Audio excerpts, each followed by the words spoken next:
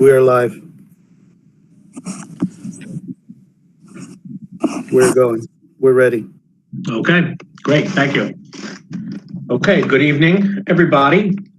Welcome to the first budget workshop of the 2021 calendar year. I'm going to turn this over to Mr. Sloika, who will be presenting tonight. So, without further ado, wait. I'm looking at the agenda, and I don't know if we do like the pledge before the budget workshop. No, we don't. Yeah, we usually don't, so we'll wait on that. But anyway, Mr. Sloika, I'm going to turn this immediately over to you, and all right, take it away. Eric, if you could stop presenting. Okay. Hopefully you're going to be able to see mine in just a second.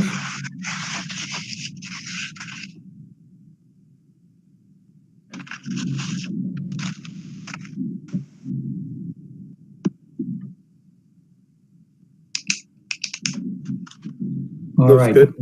Does everyone see my screen? You do. Yep. All right. All right. Well, good evening, everyone, and welcome to our first budget workshop. We'll start right out. And why we do what we do, much like last year, we do this for 21st century learning and social emotional learning, meeting students' needs in a safe and secure environment. And that's why we maintain our facilities and do what we do with this budget. Some of the things that we're going to think about and we're going to talk about during this presentation tonight, our state revenue projections. I'm sure some of you have seen our state revenue projections. I'm going to go over a slide with those. Our enrollment projections are always, of course, in the forefront. We had a presentation by BOCEs on our enrollment projections, and not only the types, the amounts, but also the types. We're also worried about that too, as far as the children that are coming to us now. Teacher and staffing FTEs, we're always looking at that. We're not quite there yet. Again, I will start out by saying that this is a rollover budget. This is actually a complete version of a budget. This is not just a instructional or non-instructional budget this evening. We were able to put together a full rollover budget for you this evening. And really what that means is we put, for example, our teachers and other employees on step. We give them their raises via their contracts. Which of course, as you know, is 75 to 85% of our budget. Yeah, this is our first rollover budget. Other things that we think about, obviously, are student services, and we don't just mean special ed services. There's all kinds of other services that we provide. For example, for transportation for public and non-public. Other student services that we're looking at for next year are things like summer school. AIS, before and after school services. I'll skip down to the bottom, our pre-K and full and half day programs as well. A few other things we'll go over are some real property tax certiorari's and pilots are things that we look at. Real big for us in the last, obviously, few months has been technology and the education law 2D. And Eric has done a great job, and Lillian and folks, keeping us safe and keeping our technology up to date. And keeping our kids learning and our teachers teaching. You'll see our debt service also tonight. In a few years, we always show you our debt service and what it looks like, and what do we project for the future. Capital projects and repairs, and again, we mentioned social emotional learning for all of our kids, especially now that we're remote, we're hybrid, we're in person, and all of the above. Executive state aid proposal, what are we looking at? Well, this year, much like last, they took our basically 7 or 8 aid categories and they rolled them all up into what you'll see as a services aid. And it looks like we're going up when you look at it, almost $1 million, a little over $1 million. But that's actually driven by our BOCEs aid, believe it or not.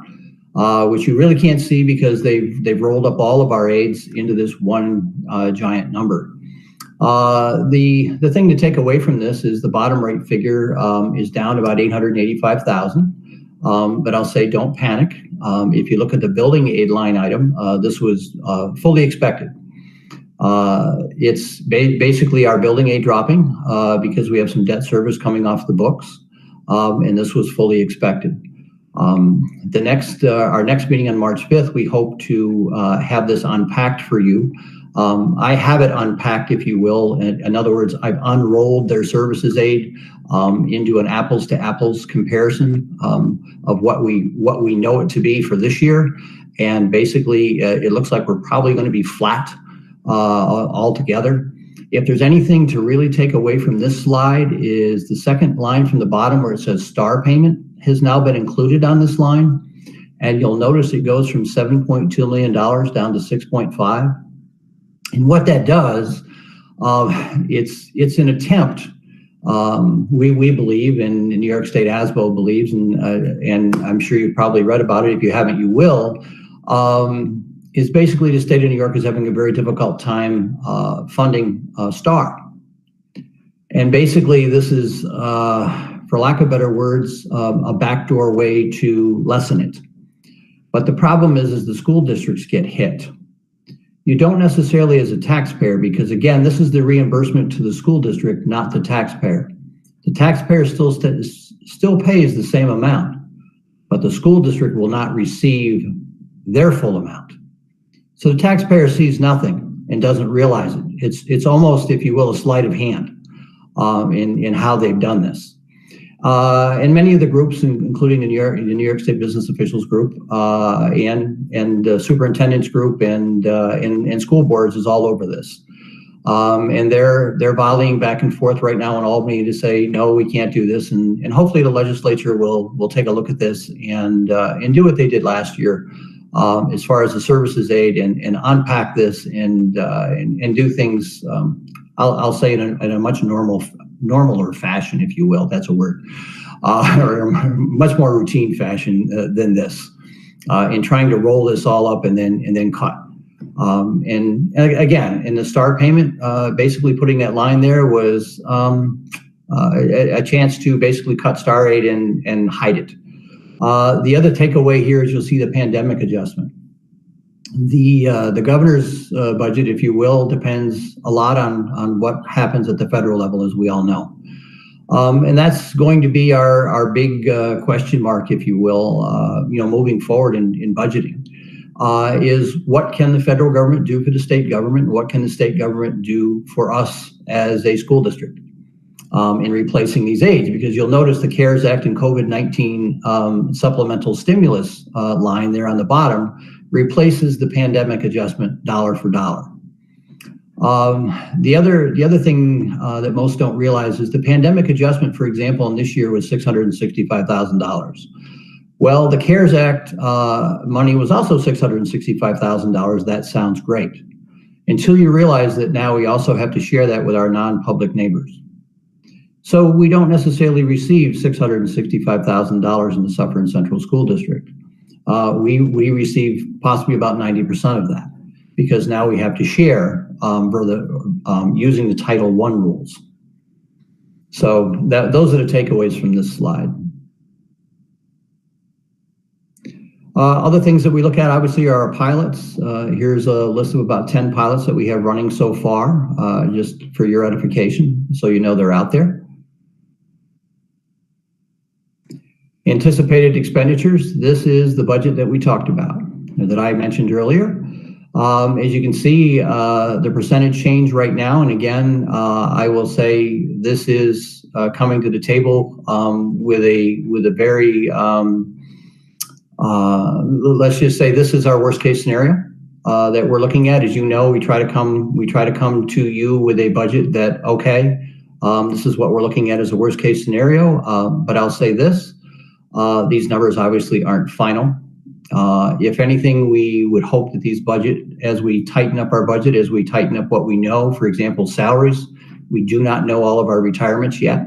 So not all of the retirements are included in that salaries number. So if we do experience more retirements, the salaries number may come down. The benefits number obviously would come down with that. Special education, I'll point out here, is down, but I will remind you that that is an anomaly for this year. I would say, you know, that can go up at any time, as we all know. Debt service, again, was expected, and that's what you saw on the prior slide, down $1.5 million. Transportation just up slightly, and you'll see that on a slide that explains that. Buildings and grounds basically is laying flat this year. The only reason they're up at all is because we actually moved some items out of building budgets that belonged in the buildings and grounds budget. So they got spread district-wide instead of one building or another.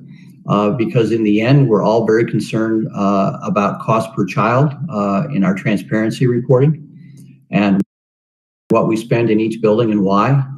So what we did is we actually modified our budget this year. So every teacher is linked to a building by a budget code. Everything we do is linked to a building by a budget code. And what that allows us to do now is to really dig deep into our programs and our services and what we do and how we do it and what that costs. And we now have the metrics to be able to see whether or not we reach the success point that we were looking for and the fidelity that we were looking for in everything that we do. So that's some of the things you see here. Technology is the same way. We moved a lot of things out of the building budgets and put them in the technology budget now where they belong. So they're spread district wide. I'll give you a great example. Like our copy machines, for example, were being charged to the building budgets. Didn't need to be. They should have been district-wide expenditure. So they're now put under technology where they belong. And they're also now the other BOCES line, you'll notice as well. We are now using BOCES even more for things like our copiers and our supplies and things like that. So we're generating aid on the backside of those expenditures. So we're getting better and better at everything that we do. And this will help. Sorry. No question. No, I had two questions on the slide before you move to the next one. That's all. Oh, you want me to go back? No. Before you flip to the next slide, I have two questions on this one.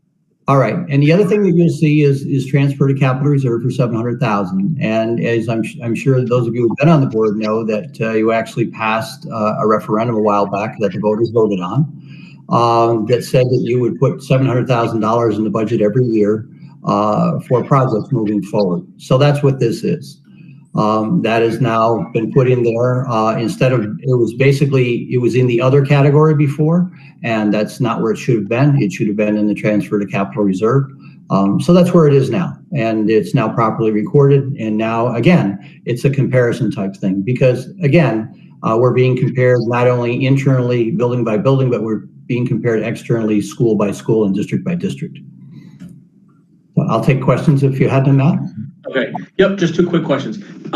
For the salaries, can you just reconfirm what you said about retirees? Are they accounted for in these numbers or not? 100% of the retirees are not in this number yet. It was as of this slide, the development of this slide, and I know there are at least one or two more that are out there that haven't confirmed. And possibly one that has confirmed.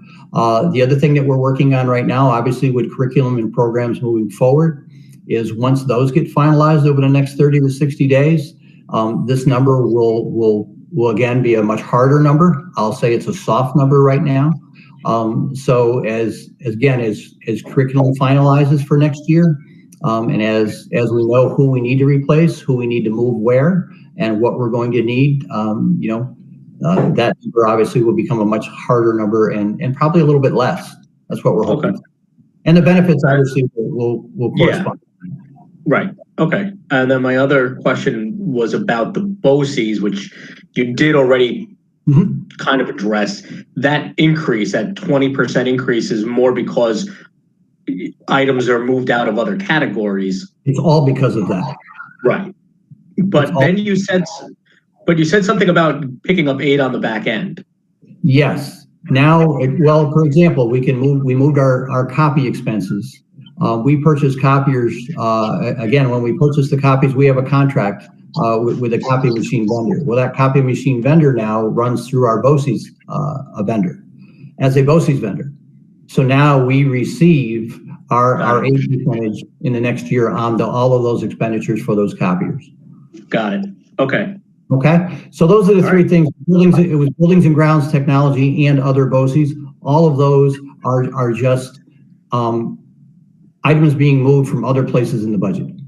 All right, Steve, on the other for the 5,643, will you be giving us a breakdown on exactly what that cost is for what items?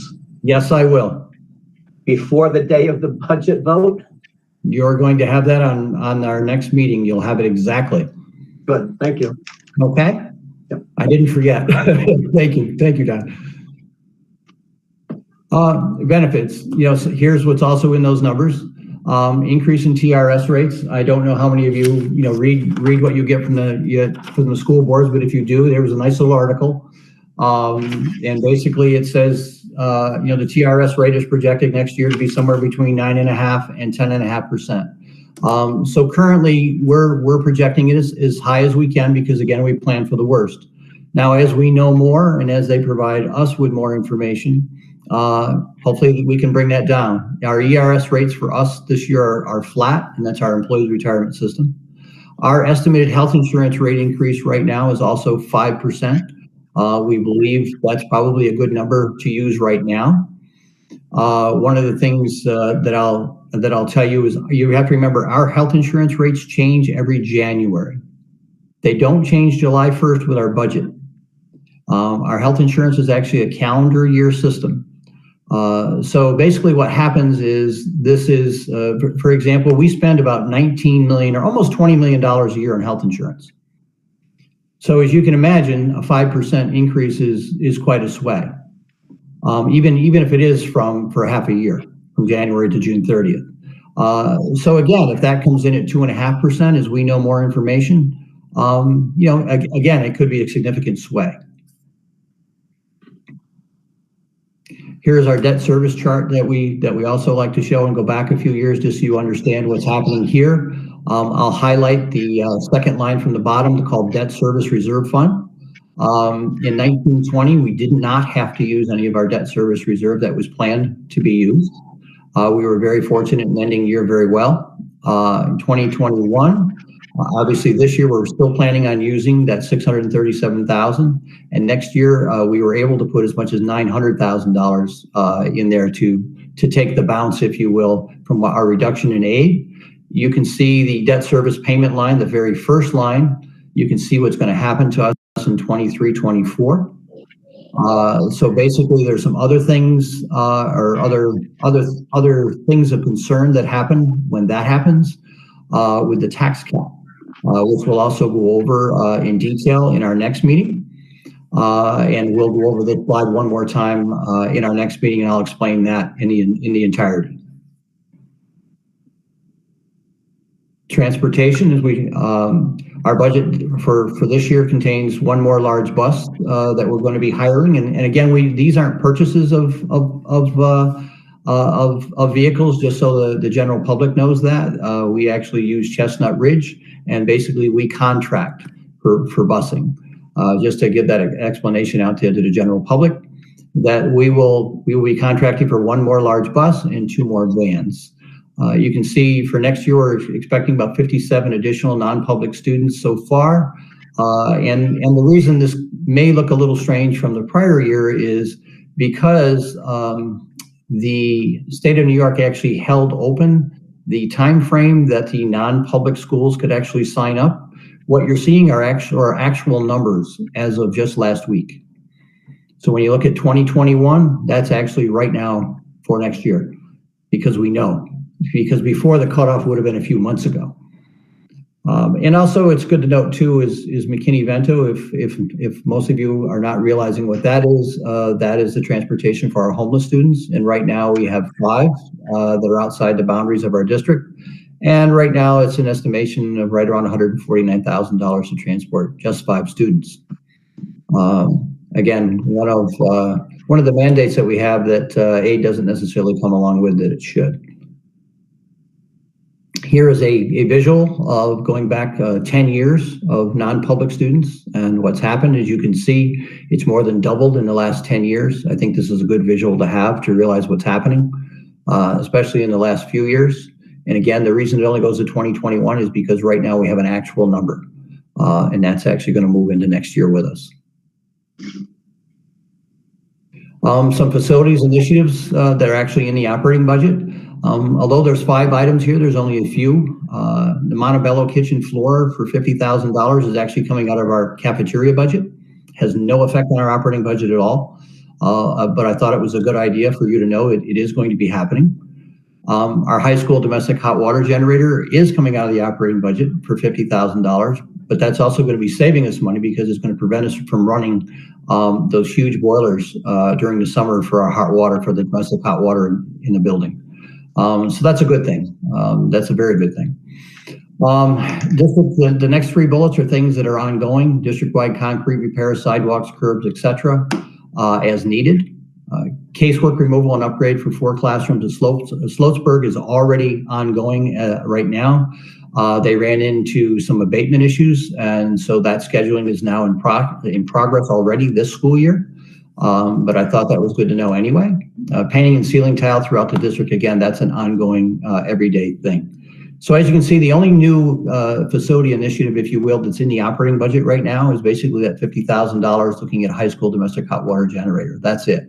So we've sharpened our pencil, if you will, and we realize what's going on, and I think we're doing the right thing. Current projects, you'll notice it says 2021, not 21-22 yet. The next slide will address this year's budget, this coming year's budget. These are things that are going to be happening. They're actually, all the paperwork is right now at the State Education Department, and these things will be happening again as soon as springtime gets and the weather allows us to do it. The library roof and the gym roof at the middle school. LED lighting is currently being finished up and is at New York State for their approval, so we can get aid back on those. And of course, the fire alarm upgrades, they have done some, but they will be finishing that again in the spring as time allows. Now, this is what we're looking at for capital reserve projects for next year. Again, the main roof restoration at the middle school will be done. And this is actually kind of a neat project this year because instead of replacement, there is now an approved restoration method, and we've actually been using it. We did last year as well. So the restoration of that roof will come in at less than half of what we had thought it would be if we had to replace that roof, because now there's no more abatement or anything else. It just gets totally encapsulated, and you get a 20-year warranty. So it's a really great product that New York State is now approved, and so it's very good. The same thing with the Cherry Lane. And at this point, I will stop, and if anyone has any other priorities you think of or questions that you have, I'll take those now, and I'll note those for our next meeting in March. All right, thank you, Steve. You're very welcome. Does anybody have any questions about this presentation? I mean, it is preliminary. I think it's a great start. I think it's a nice baseline to set. And I know, like you said, Steve, especially with the I lost my notes here. With the anticipated expenditures, I mean, that's sort of a worst case scenario. So I think our starting point this year is, I think, a lot better than our starting point was last year. Yes, and I think as well, we've changed our budgeting, processes and procedures, and I think now that I've been here a year now as well, and have a lot better handle on what's happening and why it's happening, and what we do and where we do it. So I think 1 year going by now is a very good thing, and now we can plan our work and work our plan. And as we talked about earlier, I mean, we're working on 5-year plans out from here, to match obviously with our strategic planning process that's also going on. Steve, the LED lighting proposal was passed in the budget last year. So it's still, as I understand, up at the state in terms of whatever paper process they have to do. Once that paper process is finished, how long will it take to put in all of the LED lighting that was passed in the budget? If it comes within the next few months, it'll be done by the end of next summer without any problem at all. So in other words, basically it's a 2-year period. 1 year, okay, for paperwork. Oh, I'm sorry, actually 18 months for paperwork and maybe 6 months for installing the LED lighting. Yeah, it won't even take 6 months to install the LED lighting, but welcome to paperwork and COVID, and I hate to say that's just what it takes right now. I wish it didn't, but it is what it is on that one. All right. Any other questions? Comments? All right. Yes. All right, thank you very much. I'm sharing my screen so you can take over. All right, Steve, thank you. You're very welcome. Thank you. Okay. All right, so we're gonna move out of the budget workshop and we'll move right into the regular meeting. So, okay. All right, so at this time, we will call to order the meeting of the Suffern Central Board of Education for February 2nd, 2021. Let the record reflect that all board members are virtually present. The time is 7:45 p.m. And I will read into record the executive session.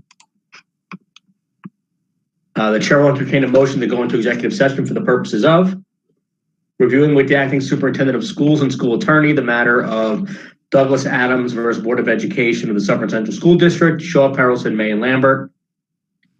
Reviewing with the acting superintendent of schools and school attorney the matter of Eric Rizzo versus Suffern Central School District. Reviewing with the acting superintendent of schools, assistant superintendent for human resources, and school attorney employment history of pedagogical employee 0202-2021. Reviewing with the acting superintendent of schools, assistant superintendent for human resources, and school attorney potential litigation related to FOIL requests. Reviewing with the acting superintendent of schools, assistant superintendent for human resources, and school attorney update on impartial hearing, and seeking legal advice from school attorney regarding a proposed Verizon lease. So that is the executive session, which took place prior to the budget workshop. We will not be going back to executive. It is complete. So at this point, please rise. Please rise for the pledge. I pledge allegiance to the flag of the United States of America and to the republic for which it stands, one nation, under God, indivisible, with liberty and justice for all.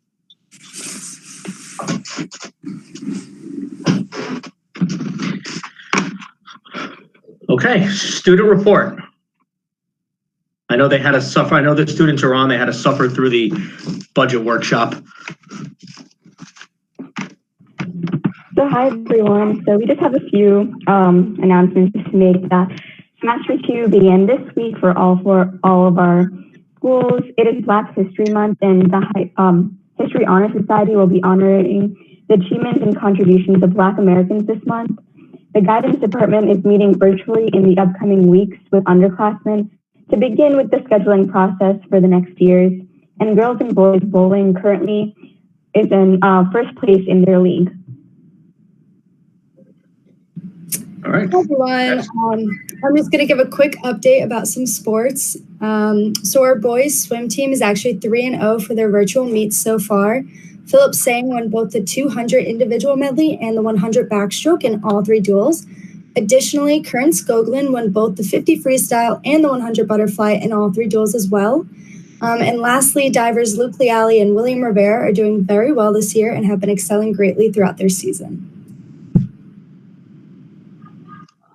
Great. Thank you both very much. Thank you.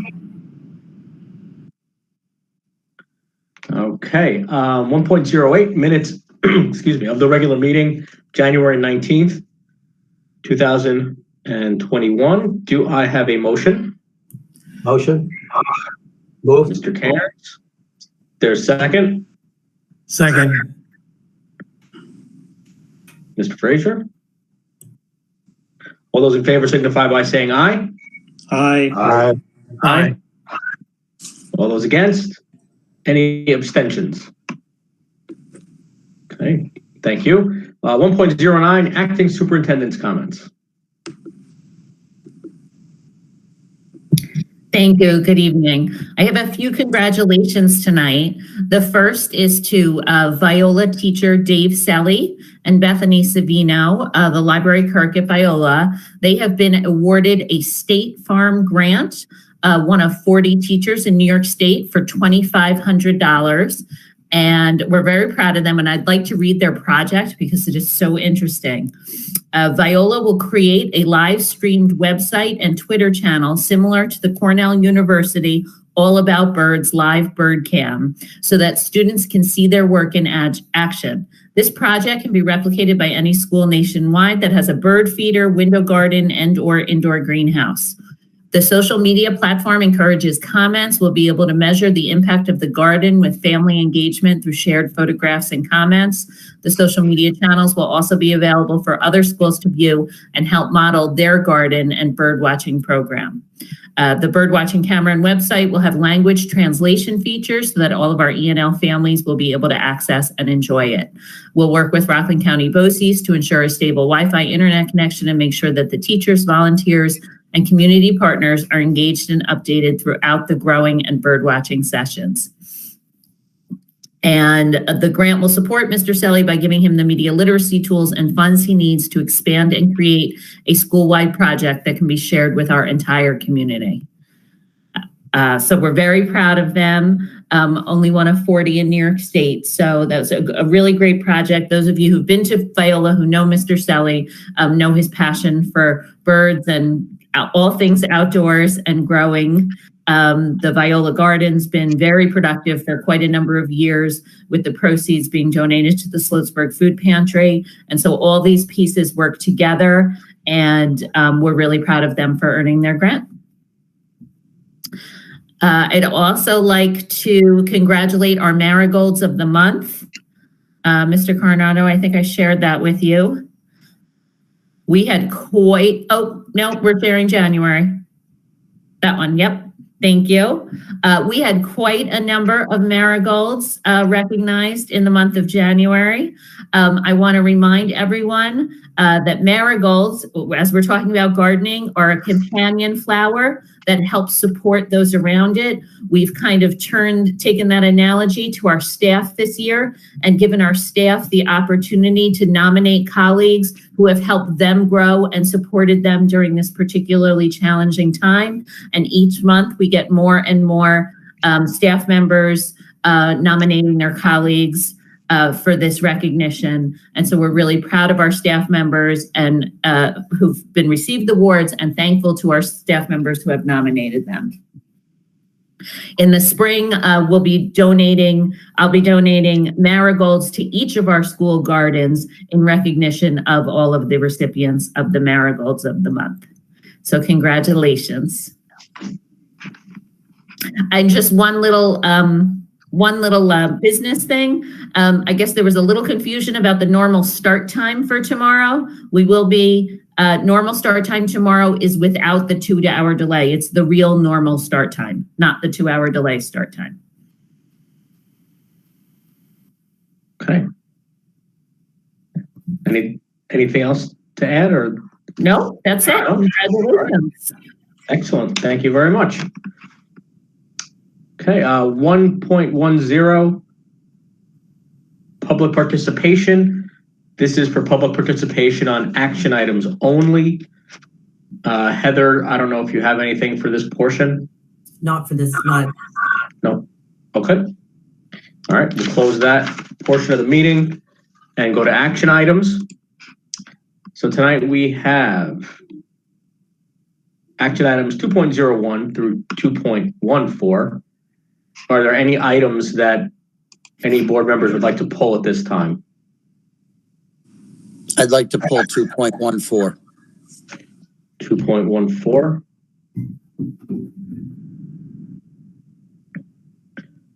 Anybody else?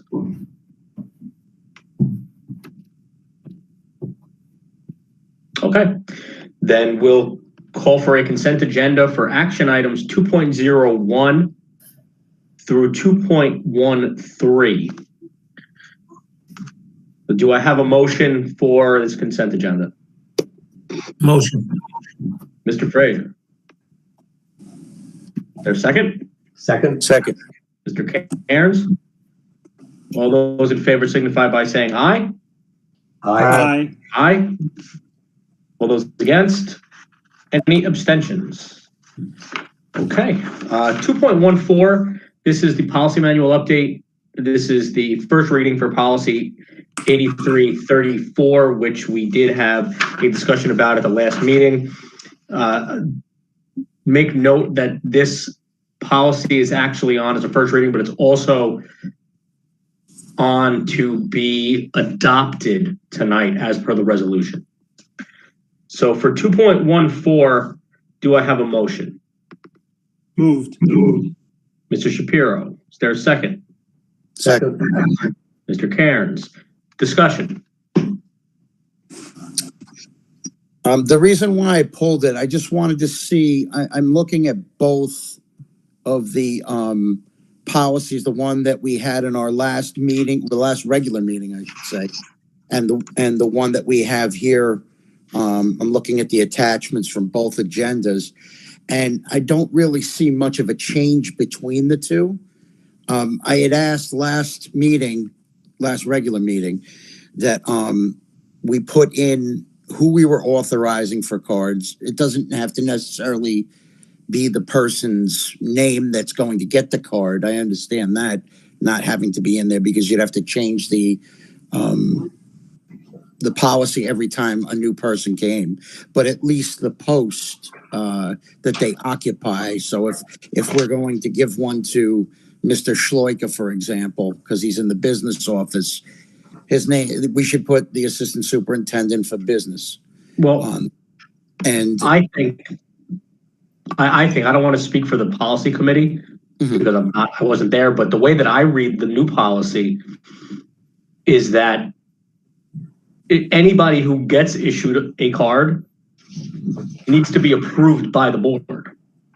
So if, for example, we're going to grant a card to Mr. Schloika, we would have to approve that as a board first. So I could see why why it wouldn't require a list of people if we're going to have to approve everyone anyway. That's my interpretation of it. I understand. That's correct, Matt. And it's going to be on a yearly basis too. So just to clarify that, every year at the reorg meeting will be voted on whoever gets the cards, and approved. Right. I just think for the purposes of transparency, it should probably say that it will be approved annually. It should probably reflect that in the policy. And also, it says at least annually. Lisa, why don't you read that? Lee, why don't you read that section so that I don't have it up. I need a second to pull it up. I got it. The first paragraph says the Board of Education permits the use of the district credit card by designated school officials approved by the Board of Education to pay for actual and necessary expenses incurred in the performance of work-related duties for the district. A list of those individuals that will be issued a district credit card will be approved at least annually by the board. All district credit cards will be in the name of the school district. The credit limit for each card shall not exceed $5,000. That's the first paragraph. Okay. I see. the other thing, Angus, The logic there, Angus, with the logic that we used there was, if we need to make a change, we can do that by resolution because the board is approving everything. If we list something in the policy and make a change, we need to change the policy. So that was the reasoning there, is that it still has to be approved by the board. Everything has to be approved by the board. But if something happens mid-year, we have someone change positions, then it's just a resolution. It's not a change to the policy. Okay, and is there any sort of limitation? I don't see anything, but is there any sort of limitation on the number of cards? It says more than one. I know that there's a lot of plural additives here, but I don't see where we're limiting the number of cards at all. I mean, I'm just saying, like, I just think it should be a little bit more transparent in terms of who we think needs it and why they need it. You know what I mean? That's all. Just so if somebody from the public wants to quick look at it and say, who can have a credit card in Suffern Central School District, they can see it right on the policy. I mean, I don't know why we would really need more than one credit card, but you know, at the end of the day, I think that the people should know who is authorized to use them. And they will, once we put forward a resolution, which will be at the March meeting. The policy needed to be passed first. And so there'll always be a resolution. For this year, it'll be at the March meeting. Typically, it'll be at the reorg. And that resolution will indicate who has the credit cards by position and the actual person. Also, Angus, board members, we took that out completely. No, no school board members will have access to a credit card. Yeah, that's what we discussed last time. That's good. But my problem is, I think that it should just be in a place where people can quickly go and look at it and not have to search through meeting minutes and they would also have to know that it was done every year at the reorganization meeting. They wouldn't be able to just go to the policy and say, who has a district credit card? Oh, the assistant superintendent of business and the superintendent of schools. And they would know who those people are. It just seems much more transparent to me than, you know, them having to look up a resolution on the reorg meeting where there's, you know, a whole bunch of action items. And it's a little convoluted and difficult for them to go through. It just seems a lot more transparent if it's written there and people can see it. That's all. Okay. Are there any other comments or, you know, any other discussion about this item?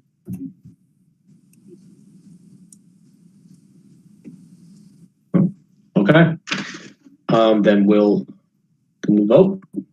So for the policy update for 8334, all those in favor signify by saying aye. Aye. Aye. All those against? Nay. Mr. McKenzie? Any abstentions? Okay, so just so I'm clear, it was it's 6 yeas and Mr. McKenzie was a nay. That's correct. Okay. All right. Thank you. Let's see where we're going here. 5.01 under discussion items. This is an advocacy items topic.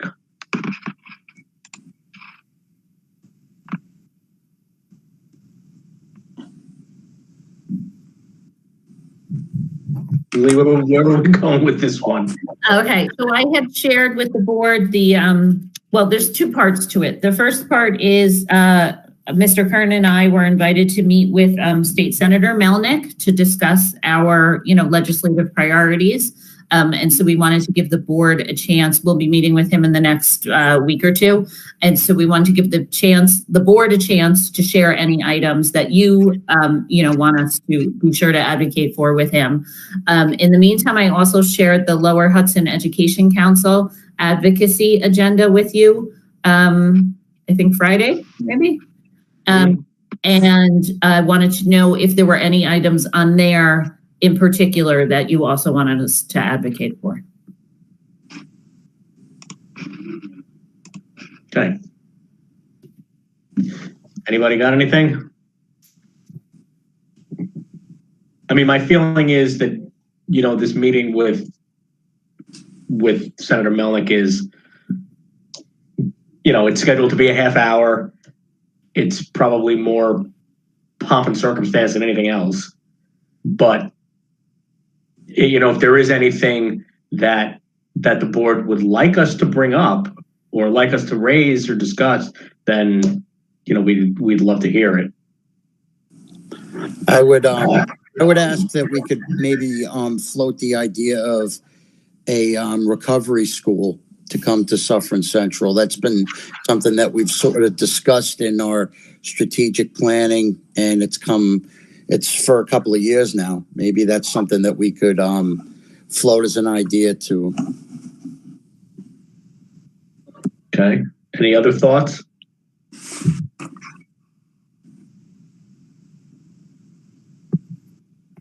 Okay. I mean, if there aren't any, again, it's fine. I mean, again, I think this will be more of a formality than anything else.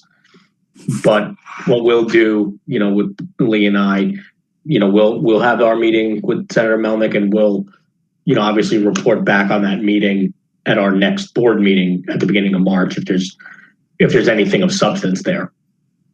I'm just asking for possibly that idea to be floated. It's something that if he is receptive to it, that I can give him more specific details if he would be receptive. Okay. All right. Lee, was there anything else on this item? I think that was really it. That's it. Okay. All right. Board member comments? Any board member comments at this time?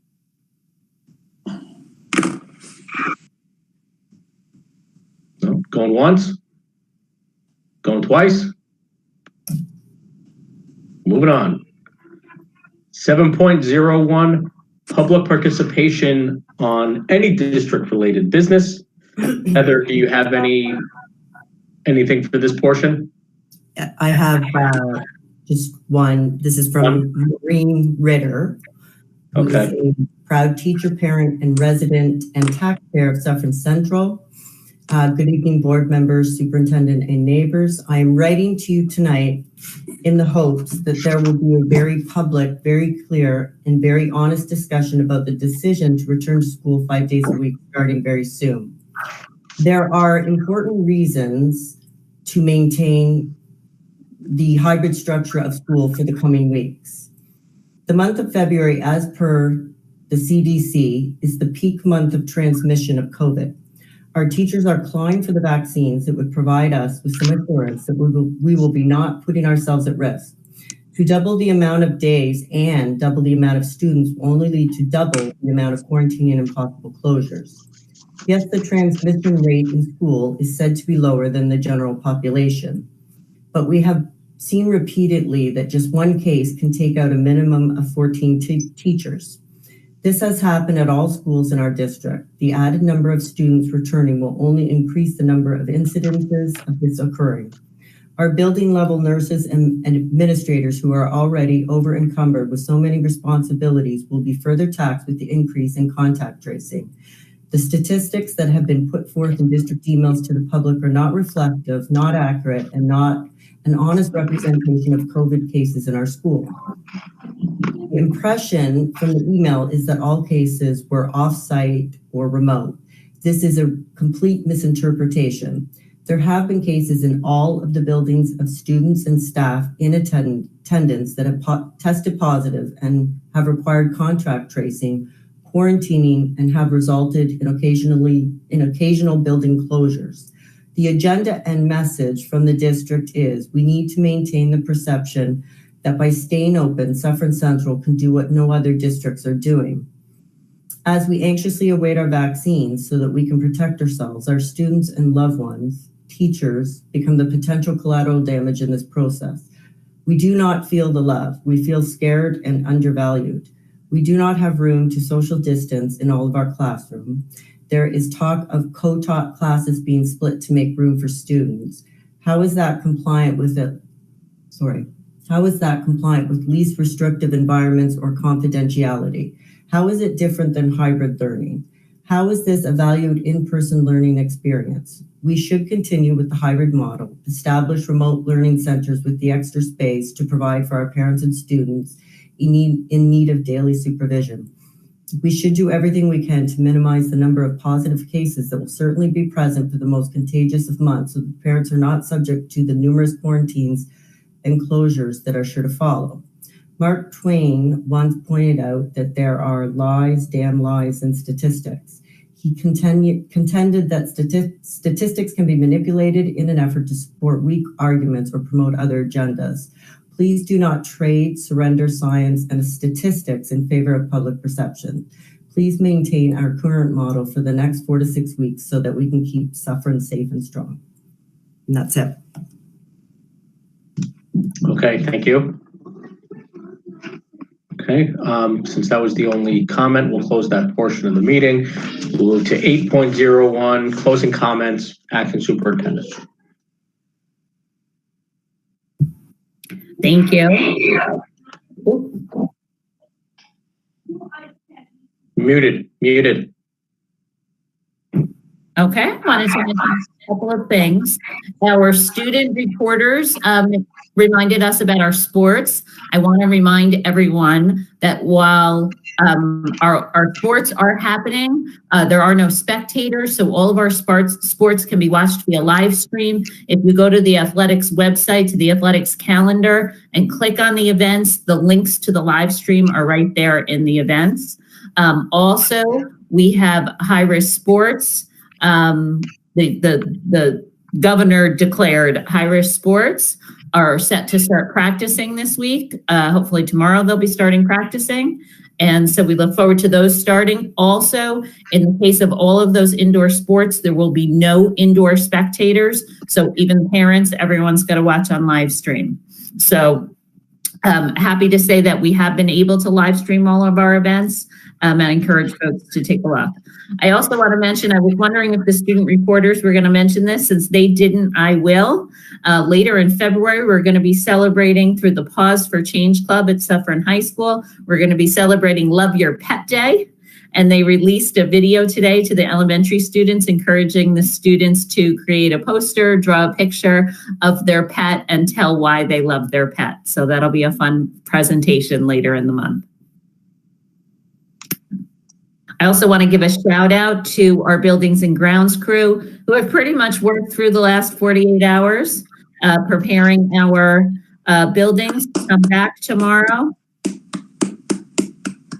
They've done a tremendous job. There is so much snow, but they've moved it, shoveled it, stacked it so that our buildings look good. I was able to get around to all our buildings today. For those of you who haven't been out, the roads were quite clear. I was really pleased to see that all throughout the district. Our buildings look great.